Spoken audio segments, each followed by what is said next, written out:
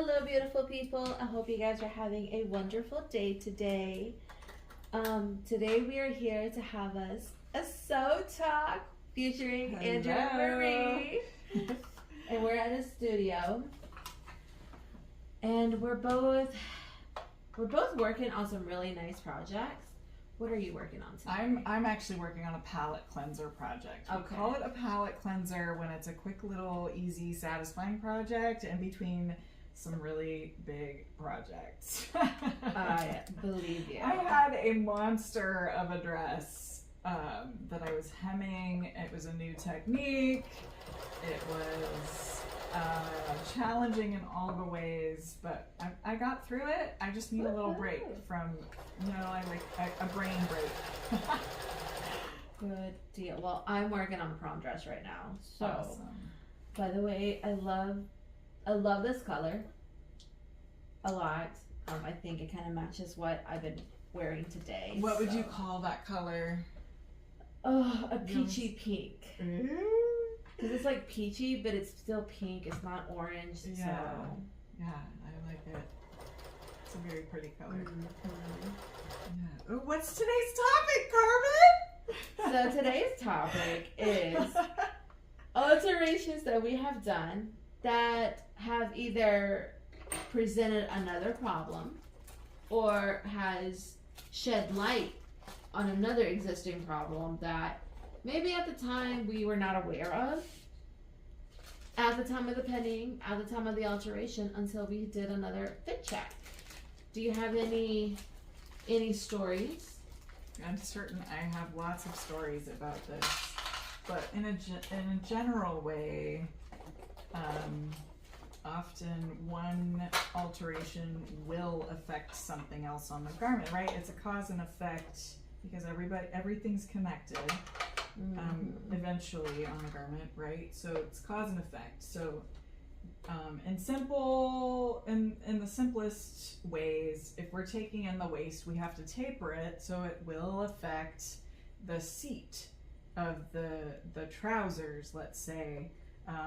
And so because we can't just take in the waist, we have to taper into it. How quickly we do that matters on whatever figure it is on. So I always explain some alterations are very much cause and effect that you cannot eliminate, like, taking in the armpits, for instance.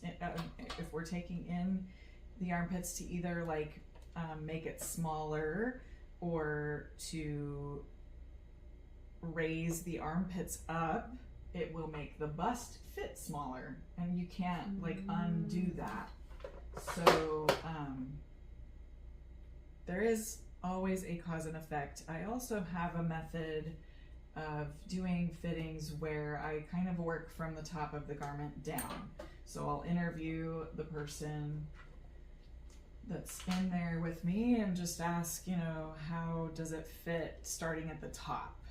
And, what are your goals? What would you like to fit better? And let's start with the top because, if they come in and they need all the things on their trousers, let's say they need the waist taken in, they need the thighs taken in, and they need it hemmed, I'm going to work from the top. Do you know why that is, Carmen?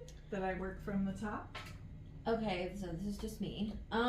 Because the top alters the hem of whatever garment you have. Yeah. Because I have seen where if you raise the straps, just the amount that you raise the straps, the hem gets raised up by the same amount. Right. And fascinatingly enough, even taking something in, like let's say we're reducing the girth of the garment, right? So we're taking in the side seams and streamlining it through the waist. It actually can still also affect the hem because now the garment might sit higher on the waist. That is so true. Didn't even think about that. That is why I kind of have a little bit of a protocol because of that's a really a common cause and effect when we're doing alterations. Now, not everything is as straightforward as that, And not everything can be avoided like that can with certain protocols, because sometimes things just completely reveal themselves or look different once we alter a different part of the garment. So we did have a bride come in yesterday that kind of fits a more challenging description of cause and effect in alterations. And what are we calling our lovely bride yesterday? The America dress. The America dress. We're going to call it the America dress. So originally, this was her second fitting yesterday. Her first fitting was a few weeks ago.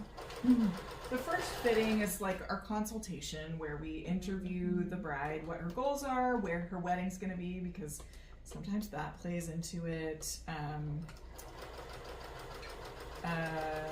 We have her try the gown on, and then we again go from the top of the garment down. This bride needed the bust to be taken in, the bust and waist a little bit, and then she also needed the mesh corset. The mesh corset, which I think I put away yesterday, so let me grab it. She also needed the mesh corset inside of it to be removed because she did not like the way this looked. The mesh corset is this piece that has boning sewn into it, and this was sitting underneath her bust and waist and wrapped around her. Well, the construction of her dress was such that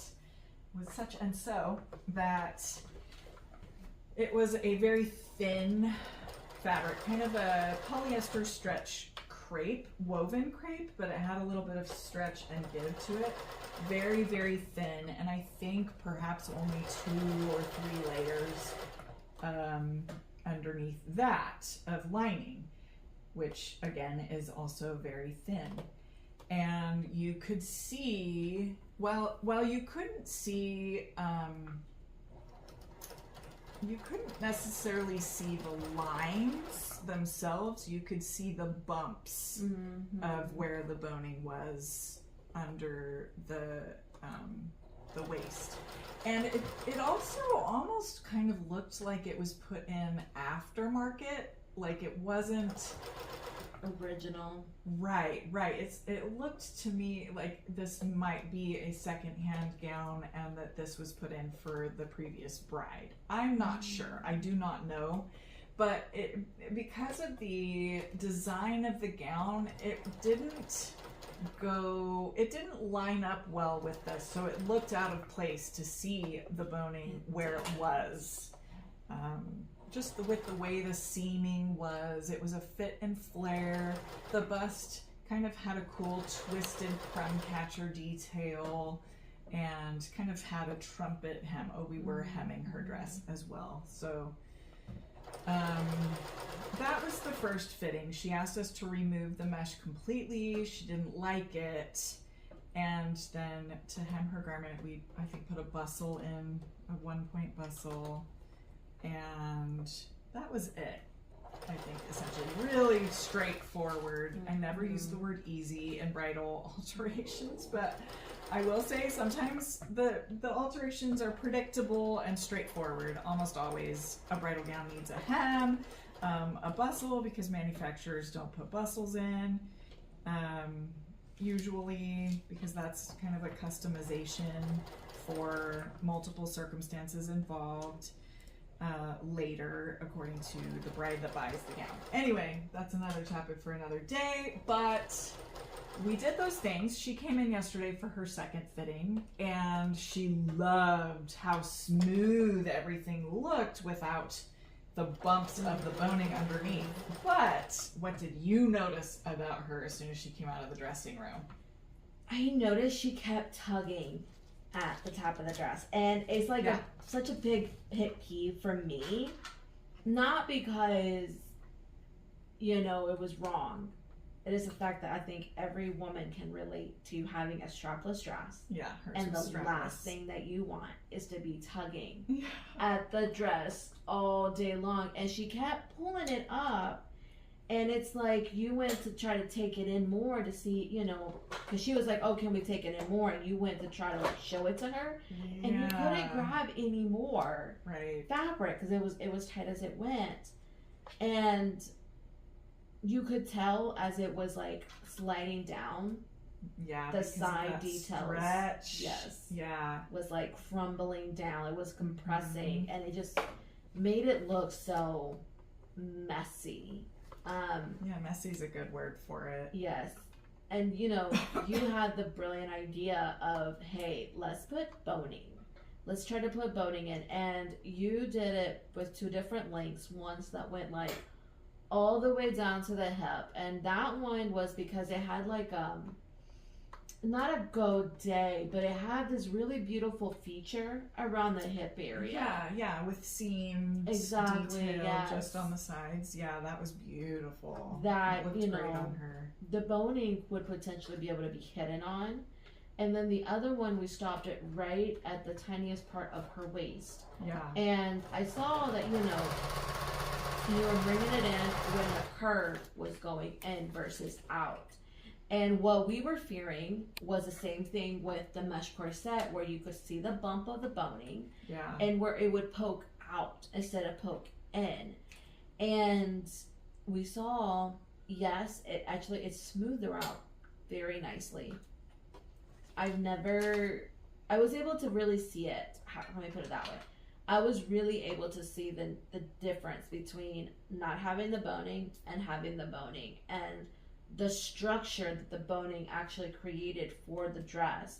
And by literally just putting in that boning, she didn't tug at that dress, not one time. Yeah, that was exciting. So we had success with that. And let me back up and explain my thought process with that. Because we had taken out all of the structure in the mesh panel here with all of this beautiful boning. Well, it wasn't beautiful on that dress. We'll probably keep it to put into another dress though, because that's a common problem. But I knew that it had lost the structure, right? Like there's no more boning in it. So when she kept tugging at it, and I'm looking at how thin and stretchy that material is, and thinking she's going to be dancing and moving and all of that, we need to put some structure back in. We can't just completely leave it without. And so that kind of got me thinking, you know, what kinds of things add structure to a gown? Well, we have the stay waistband or Petersham, which is that like basically like a seatbelt in the back of a strapless gown that can cinch it together. It's like a bra, a back on the bra, only built into the side seams, so it cinches it without actually creating more squeeze in the top of the strapless gown. So that can add security and structure, but that also was not an option she loved, because again, you would see that it's like a 3-inch wide piece of elastic, and the hooks and eyes, she was afraid that you'd be able to see that under there. I agreed with her, because I think, was it her that we tried putting a piece underneath it to see how it would show? I think that was another bride with a similar fabrication. I think that was a different one, yeah. So that was quickly vetoed as an option. And then I thought of other gowns. This is where it's nice to have a bank of knowledge when you've worked on hundreds of bridal gowns. I'm thinking to other gowns that I've seen that have had boning just built into the seam allowance. You have to have the seam allowance anyway. Yes. Maybe it wouldn't hurt to throw in some sew-in boning. And on that note, I also had just ordered this huge box of Ridgeline, or Ridgeline. I don't know how to pronounce this actually, but it's the sew-in kind of boning. It's a nice wide 1/2-inch piece of boning. I had just ordered this from Wawak to have on hand, not even knowing that we would be doing this. I just knew, wait, I have this beautiful new box. Sew through, so I knew that we could stitch it directly to the seam allowance, which you did beautifully on the spot, I might add. And it worked so well, because I think also not only the fact that it's boning, but that it was a little wider also gave some stability and structure to it. So, and that's really all it needed, again, because it's a thinner, more pliable dress. We didn't need a whole huge corset of boning. It was just that little tiny bit that smoothed out. And what it doesn't just smooth it out, it kind of holds it up. It does, yeah, no, absolutely. I can actually see the holding up part. Right? Because it was getting lost as it was like sliding down slightly. You know, it was getting lost, the details of the pleating or the twist of the top. They were getting lost. You wouldn't be able to see it. So yeah, so that was a really fun solution because it felt very spontaneous, experimental. We had her, you know, slip off the dress for a few minutes while we put the boning, by we I mean you, put the boning in, and she also loved that she could see the different lengths of the boning, so she kind of had a design decision, and you know, that she was able to make and become part of this process. And I really loved the way it all turned out. I think we have a great plan for it now as we finish up those details, because really it was just a fit check anyway. We had not closed up any seams or anything like that, because we just wanted to make sure it was the correct fit before hammering down those details permanently. So it worked out really, really well. I feel happy with it, and you said you saw her like practically skipping away smiling, right? Yes. So. And I think that's where, for me, myself observing it, where I can see if the bride is happy or not. Did she leave smiling? Yeah. Did she leave hopeful? Because when she first got in here, you know, like any bride, she's excited to see it. But when she saw it and wore it, you could tell, like, she was like, she wasn't sold on it. Like, something was with it. It was missing something. Sure. Is what we all kind of noticed. It's missing something. She wasn't feeling comfortable. She didn't like the fact that she had a tug on it. And when she left with a huge smile. Like, it's like she perked up. Like, we all feel so good about this solution now. Which is very satisfying. Yes. It really is. So that's like one of those cause and effect things that maybe we could not quite foresee.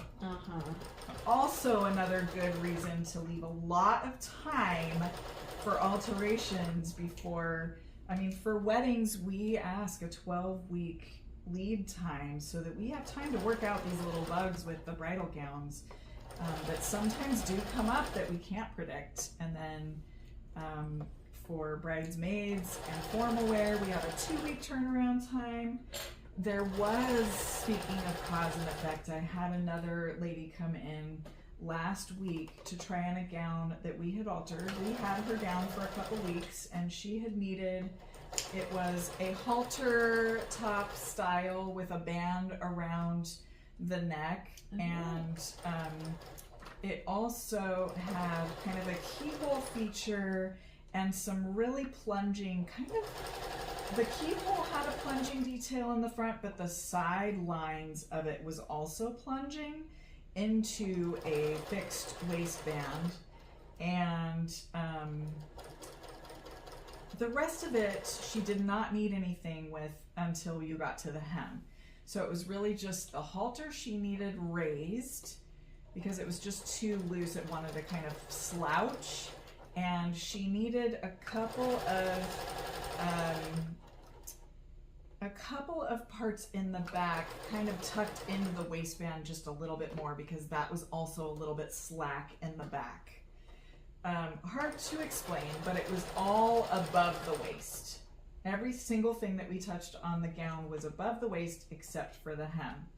Now, she came back in for her second fitting, and every single thing we altered fit so well. She was delighted, and then she looked in the mirror and she said, "Oh, I forgot that my hips didn't quite fit right before," because everything else had overshadowed that the hip region of the dress was just hugged her just a little more than she wanted.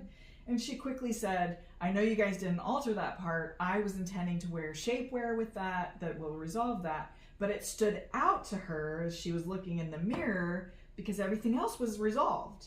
So it had fit the same in the hip, but looked different, if that makes sense.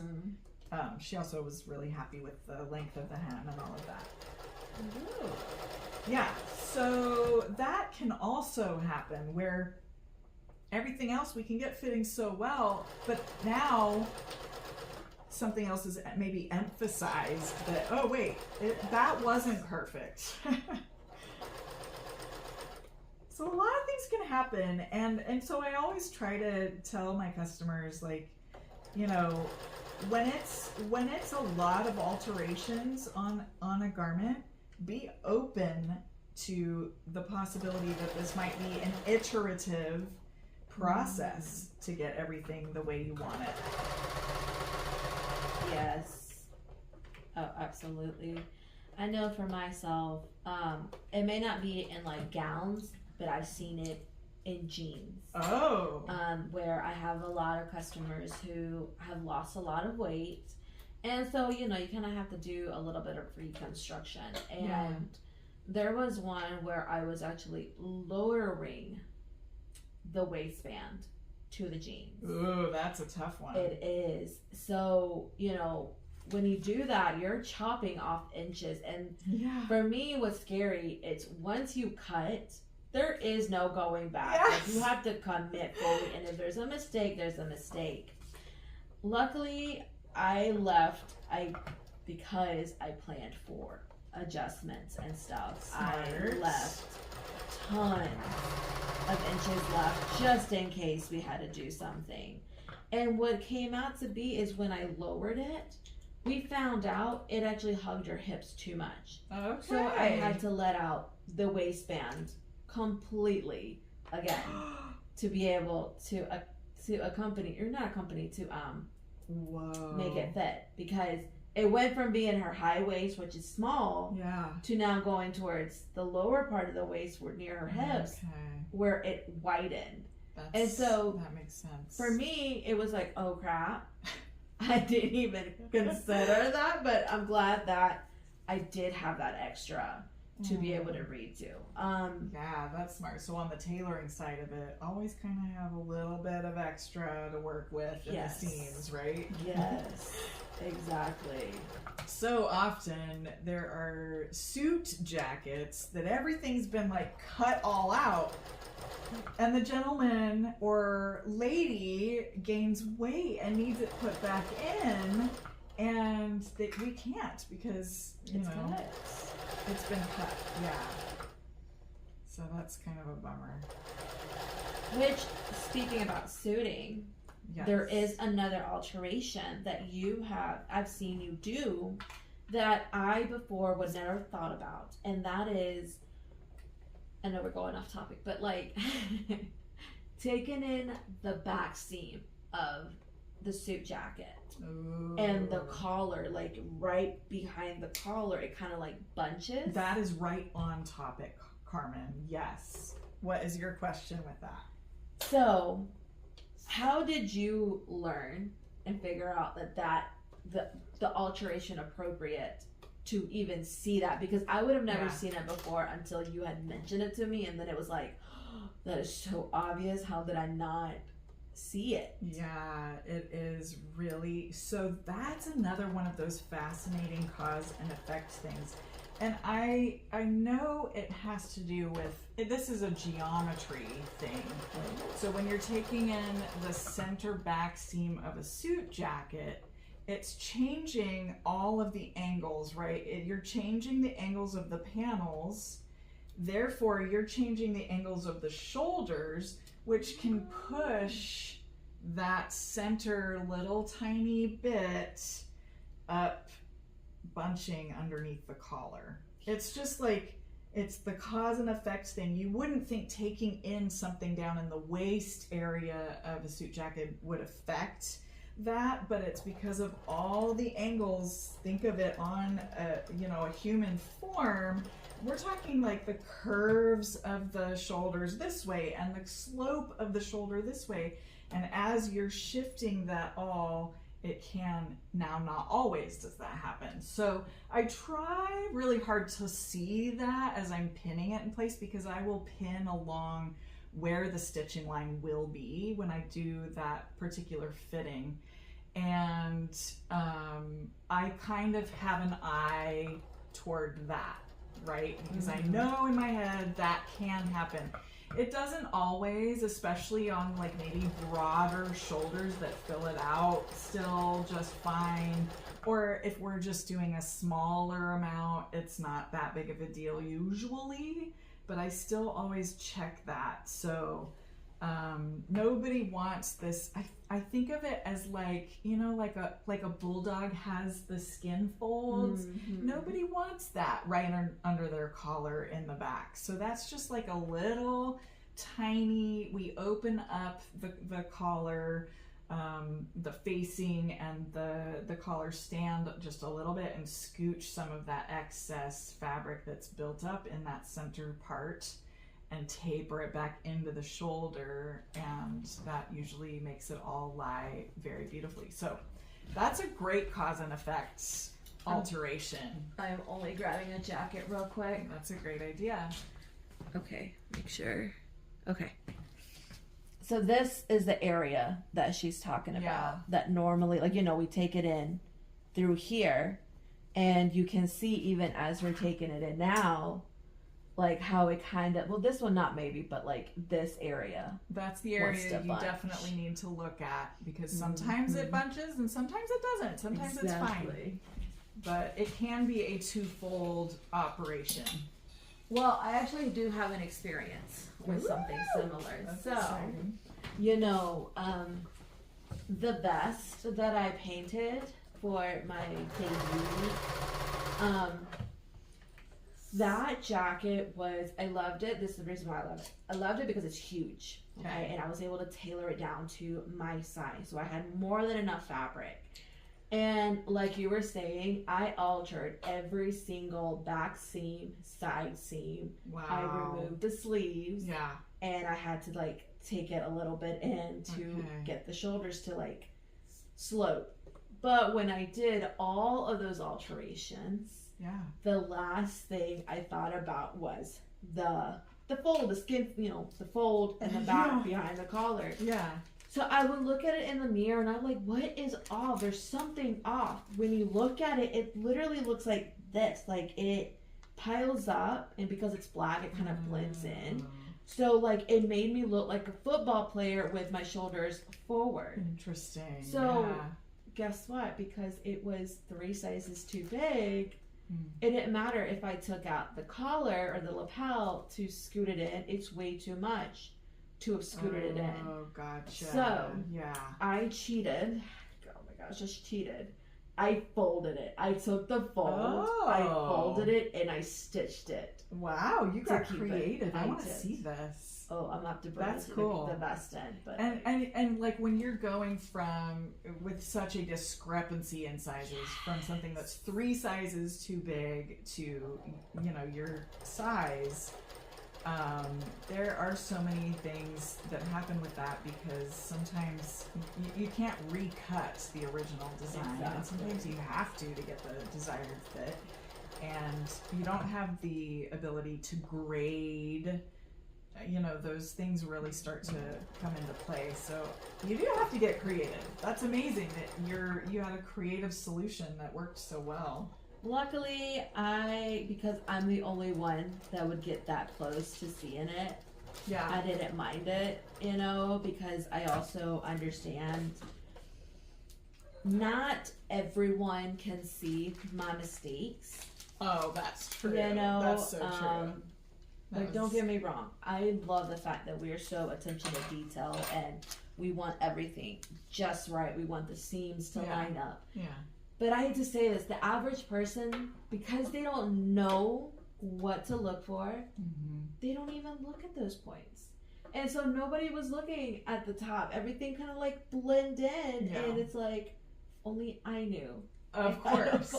And like we've talked about this before, and maybe we need to talk about this again. Tailoring for yourself is different than tailoring for a customer or client. You need to scrutinize every little thing as though you're the client, because they want perfection. Correct. And we want to give them the highest quality possible. Correct. Whereas for ourselves, who cares? Like like you say, nobody else is looking. We are the only ones that know. And it works. So we're going with it. And then we don't have to spend as much time, because quality equals time. It does. And speaking of time, we are really at a good place to end and start next week. Yay! Okay. Well, okay, beautiful people, it is time. Thank you for joining us this week. We will be back next Saturday. What time? I have no clue. A round of applause for Miss Andrea and Miss Carmen. Okay. And all the beautiful people out there listening to us. I know. I'm excited. Well, anyways, I hope you guys enjoyed our conversation. Like, follow, you know. Do all those things. Exactly. Those are good things to do. We're a brand new podcast getting up off the ground with this. So we're learning. Be patient. Yep. And we have lots of good things to talk about pertaining to tailoring, pertaining to customer service, pertaining to personal style. Ooh, we should do that sometime. Definitely. All the things. So. Oh, and then also maybe we can do some penning. Yeah. Some live penning. Oh, that's a good idea. Like take them in the fitting room. Exactly. Why not?